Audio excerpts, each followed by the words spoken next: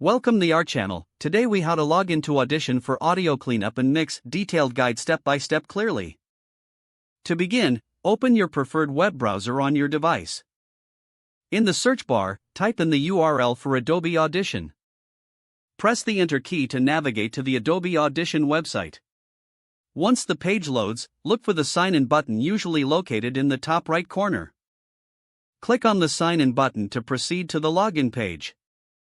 Enter your Adobe ID, which is typically your email address.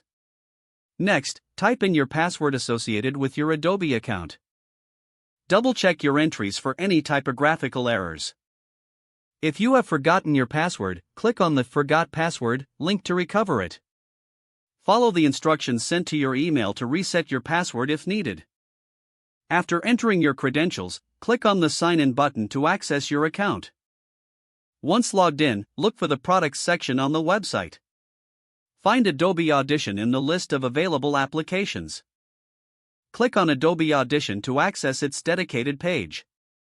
If you have not installed Audition yet, look for a Download button. Follow the instructions to download and install the software on your device. Once installation is complete, launch Adobe Audition from your Applications folder. You will be greeted with the welcome screen. Take a moment to review the available tutorials and tips presented. To start a new project, click on File in the top menu. Select New and then choose the type of project you wish to create. Import the audio files you need for cleanup by clicking on File again. Select Import and browse your files to choose the audio you want to work on. After importing, drag your audio file into the multitrack editor. Now, you can proceed with cleanup and mixing your audio. Utilize the various tools and effects available in Audition for optimal results.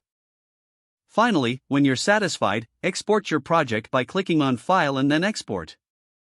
Choose your desired audio format and settings, then save your. If the page does not load, refresh the browser or try again in a private or incognito window.